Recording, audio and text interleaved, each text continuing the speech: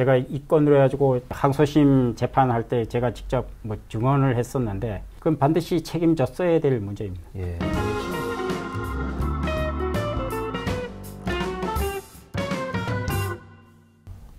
아버님 서해청은 어떻습니까? 서해청은 뭐 가장 근본적으로는 목포서를 그 지휘, 감독, 통제해야 될 입장이 있었는데 그것을 하지 않았다는 것, 요게 이제 가장 큰 문제라고 볼 수 있고요. 두 번째로는 그 어떤 진도연안 VTS를 그렇죠. 통해 가지고 세월호의 어떤 선내 상황에 대한 부분을 정확히 파악을 하고 거기에 대한 대책을 세웠어야 되는데 그것을 하지 않았던 부분. 세 번째는 뭐 특공대와 예하 경찰서 지휘를 했어야 되는 부분이 있었었고요.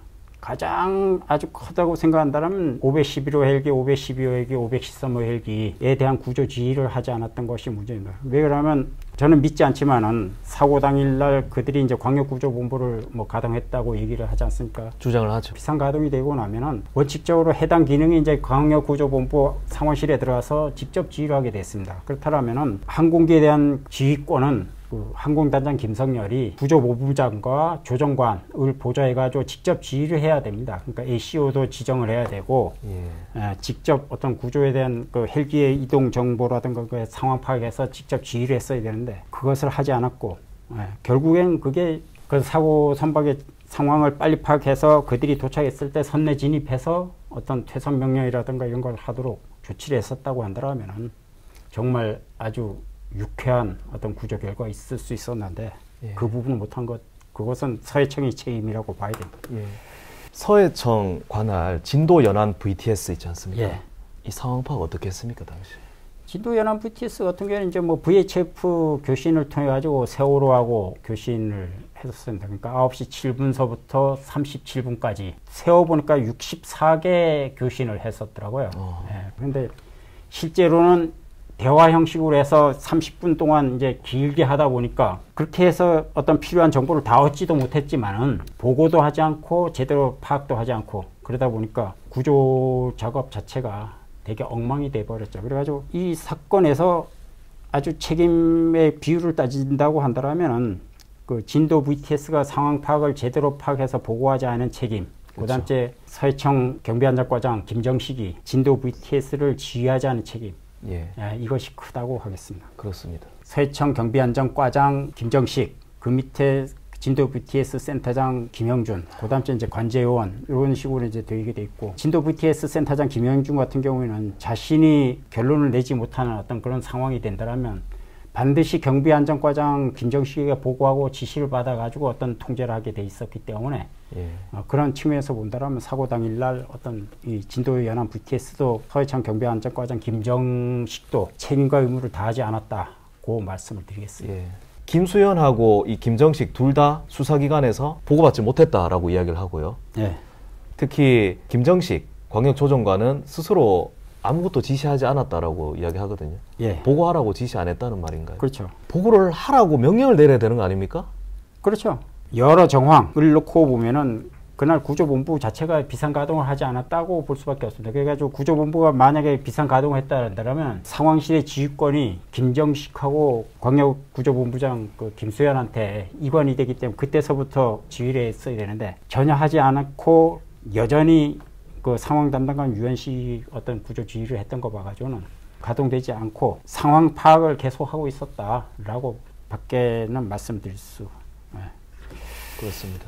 아버님, 본청 문제 좀 이야기를 할 텐데 뭡니까 이게 SSB가요? 아까 앞에서도 제가 해경 의무를 말씀드렸을 때 이제 교신을 설정해야 될 의무가 있다고 말씀을 드렸었는데 그 당시에 이제 해경이 쓰고 있었던 그러니까 세월호하고 공통해서 쓸 수 있었던 통신 수단이 이제 하나는 이제 VHF 교신인데 요거는 뭐 통달 거리가 짧기 때문에 짧아요. 그리고 서해청과 본청에 설치되어 있지 않았기 때문에 사용할 수가 없었고요. 대신에 이제 SSB는 모든 함정, 모든 헬기, 모든 상황실 이 다 가지고 있었었고요. 그다음 에 세월호에도 있고, 세월호에도 있고, 그리고 교신 거리가 500km 정도 돼 있습니다. 그러니까 본청이랑 연락하고도 남네요. 남네요. 세월호가 평상시에도 인천항 그 8미도 등대를 빠져나가면은 제주 VTS하고 그 SSB 교신합니다. 그렇습니다. 그렇다고 한다면 본청에서 이제 그 상황 관리를 함에 있어가지고 서해청과 목포서가 제대로 하지 못했다면 자기 자신이라도 SSB를 그 이용해서 가동해야죠. 예, 세월호와 교신을 할 수 있었었는데 그게 안 했던 부분이 좀 문제고. 아예 안 했죠. 예. 그리고 이제 이건 책임자 처벌하고도 좀 관련이 있습니다. 예. 왜 그러냐면은 예.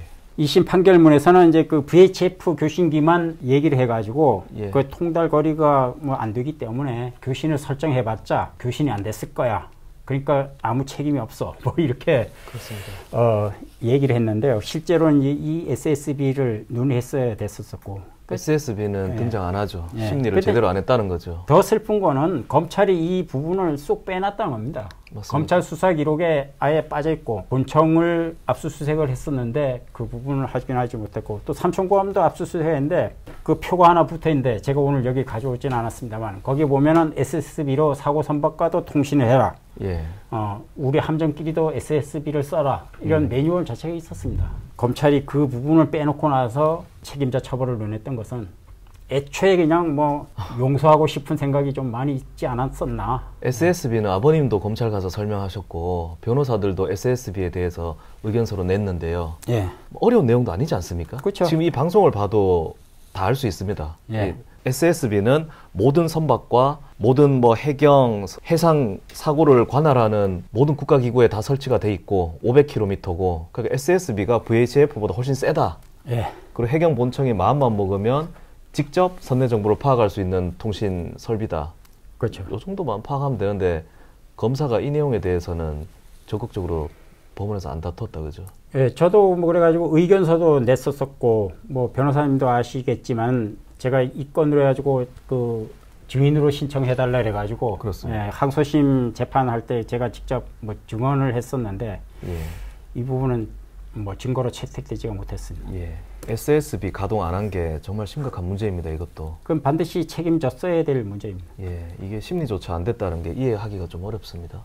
그 사고 선박 SSB를 가동했으면 본청 상황실에서 세월호 상황을 다이렉트로 파악할 수 있었다는 말씀인가요? 그렇죠. 심지어 뭐 세월호 사고 당시에 1등 견습항해사 신정훈 예. 이 그 제주 운항관리실하고 SSB를 교신을 했었습니다. 예. 그러니까 뭐 시도만 했다면 교신 안 될 가능성은 전혀 없었다. 고장난 것도 아니고. 2014년 순환구호법에 보면은 5년마다 순환 대비 기본 계획을 수립하게 돼 있고 예, 매년 집행 계획을 수립하도록 돼 있는데 2014년도 그 집행 계획이 3월 3일인가 수립됐습니다. 해경. 예. 그 내용에 보면은 2013년 그 해경이 집계한 그 사고 건수가 일평균 3.4건입니다.